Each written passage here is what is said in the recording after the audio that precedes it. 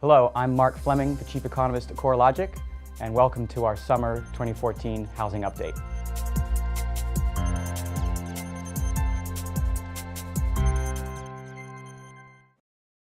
One of the questions in the housing market today is around the lack of first-time home buyers. The National Association of Realtor number is about 26 or 27% and is considered to be low relative to historic norms. So we're simply going to ask the question here, is the first-time home buyer share back to normal? But I just said, oh, it's low relative to normal. But we have an interesting dynamic in play here is that I don't actually think that we really understand what the true first-time home buyer share is.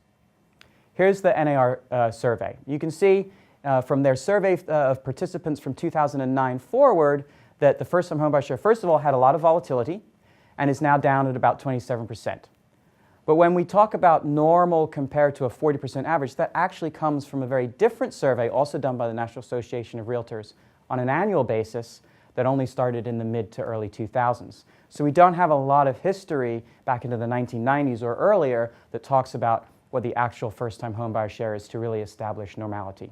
We know today from NAR that probably it's about 27%, but what we're not sure about is where it should be.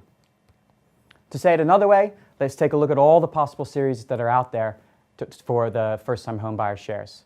And we can see that the longest survey series comes from the American Housing Survey. Our colleagues at the Atlanta Fed put together a methodology to estimate first-time home buyer shares from that data, and you can see that that's floated somewhere in the 40 to 50% range for quite a long period of time. There's a lot of noise in that series for sure, but you can see the downward trend and then the rise in first-time home buyer shares because of the first-time home buyer tax credit. So at least from a qualitative perspective, that index is indicating certainly what happened in the marketplace with the first-time home buyer tax credit and has a long series. But based upon that, we would say that normal is probably somewhere actually closer to 50%.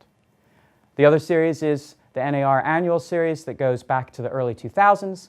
And from that, we see a rough estimated average of 40% and also an indication today that it's relatively down, an annual survey series of real estate agents.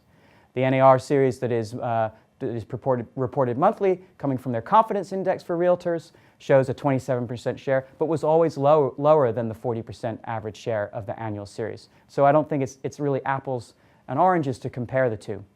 And then finally, the Campbell survey that's also done with real estate agents shows something very similar to the NAR survey. So I think we do have a better understanding that, today of what the first-time homebuyer share is, probably somewhere a little bit less than a third, but I'm not quite sure that we know what normal is. And so maybe a third is normal for today's standards. In fact, if you look internationally, most countries would be very happy to have upwards of a third of all home sales being to first-time home buyers.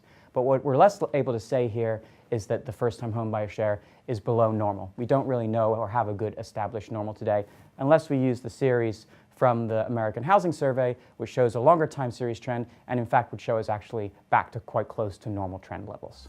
Once again, thanks for tuning in to CoreLogic's Housing Update. For more information, go to the Insights area of CoreLogic.com for our research blog and other housing statistics.